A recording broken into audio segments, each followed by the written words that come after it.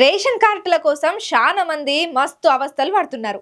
అయితే ఈ రేషన్ కార్డుల కోసం కానీ కొత్తగా చాలా మంది అప్లై చేసుకుంటున్నారట. అయితే మాకు కార్డులు రాలేదని హరిగోస పడుతున్నారట తెలంగాణ పబ్లిక్. ఎందుకంటే ఇయాల రేపట్ల రేషన్ కార్డుకు ఎంత ఎమర్జెన్సో మనందరికీ ఎరుకైనా ముచ్చటనే. అందుకోసం కానీ చాలా మంది ఈ కొత్త రేషన్ కార్డుల కోసం అయితే కళ్ళల్లో ఒత్తులేసుకొని మరీ ఎదురు చూస్తున్నారు.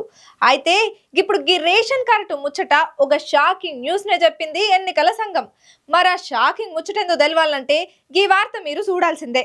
రేషన్ కార్డుల కోసం దరఖాస్తుల సంఖ్య అయితే ఇల్లువెత్తుతున్నదయ్యా. రోజు రోజుకు ఈ కొత్త రేషన్ కార్డులను అప్లికేషన్ పెట్టుకునేటోళ్ళు బాగానే పెరిగిపోతున్నారు.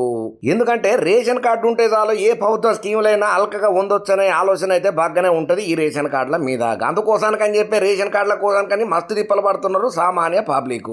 ఇక రేషన్ కార్డు ఉంటే ప్రభుత్వం అందిస్తున్నటువంటి అనేక ప్రయోజనాలు మనకు పథకాల రూపంలో అందుతాయన్న ముచ్చట మన అందరికి ఎరికైనదే. అందుకే చాలా మంది కొత్త రేషన్ కార్డు కావాలని అప్పీళ్ళ మీద అప్పీలు పెట్టుకుంటున్నారు.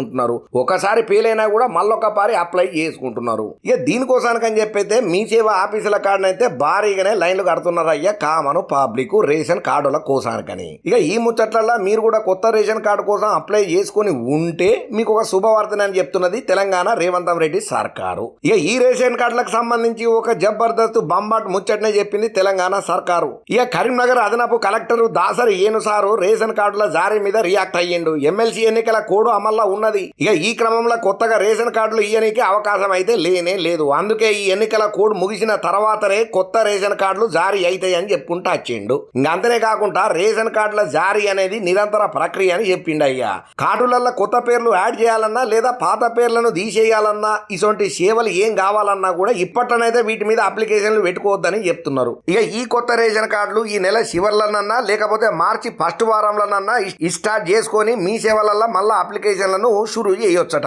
ఏదేమైనా ఇప్పుడు తెలంగాణ సర్కారు తీసుకున్నటువంటి ఎన్నికల కోడ్ ఏదైతే ఉన్నదో దీనిని దృష్టిలో పెట్టుకొని తెలంగాణ సర్కారు అయితే ఈ ఆలోచన చేసింది. ఇక ఏదేమైనా రేషన్ కార్డులు అగొత్తాయిరా అంటే ఇగోరా పూరి అగోరా తోకన్నట్టే ఉన్నది.